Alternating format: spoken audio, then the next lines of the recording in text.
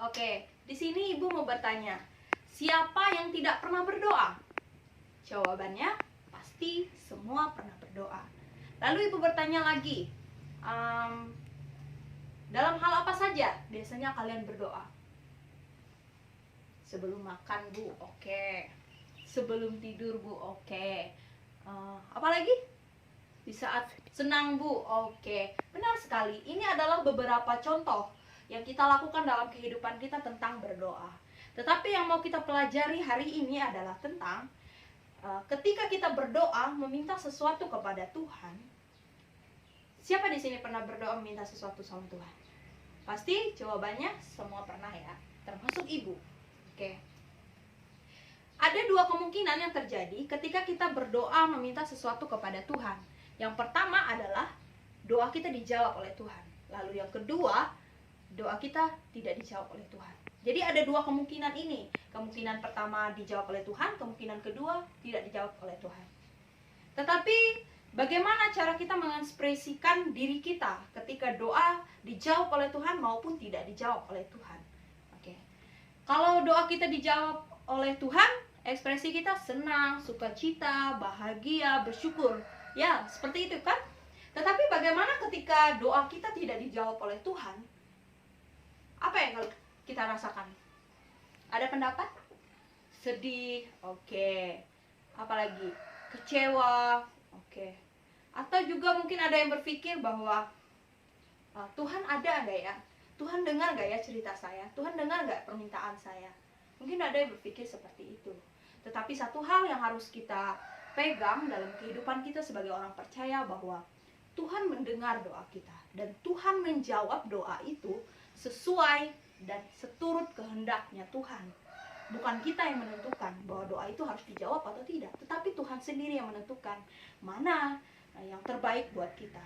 Contoh kecil dalam hidup kita bahwa untuk kita menyadari bahwa Tuhan itu ada dalam kehidupan kita, kita bisa bernafas setiap pagi. Dan kalian semua boleh ada di ruangan ini, semua itu adalah bentuk penyertaan Tuhan dalam kehidupan kita.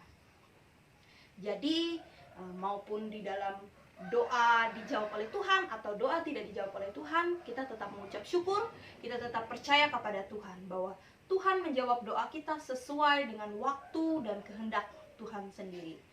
Oke, ada sebuah kesaksian. Ini waktu ibu ngajar dulu di sebuah kabupaten. Anak ini anak perempuan kelas 1 SMA. Dia bermimpi untuk menjadi anak paskibraka itu sudah sejak SMP. Jadi dia bermimpi untuk menjadi anak paskibraka.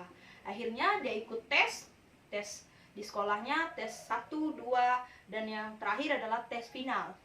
Dia ikut tes 2 bulan lebih, dia dijemur, dia ikut latihan dan ikut latihan dalam proses pemilihan paskibraka. Dia lakukan dengan baik, tetapi ternyata dia tidak lulus. Di tes terakhir dia tidak lulus. Dia pulang nangis cerita kepada mamahnya. Akhirnya mamahnya menguatkan dia seperti ini. Nah, kamu masih bisa mencoba tahun depan. Akhirnya tahun depan dia ikut lagi, dia mencoba lagi, dan ternyata dia tidak lulus. Dia nangis, dia pulang, "Mah, aku sudah berdoa, Mah. Aku tidak pernah absen, Mah. Aku selalu hadir.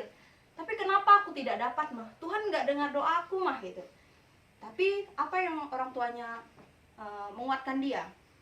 Kata orang tuanya seperti ini.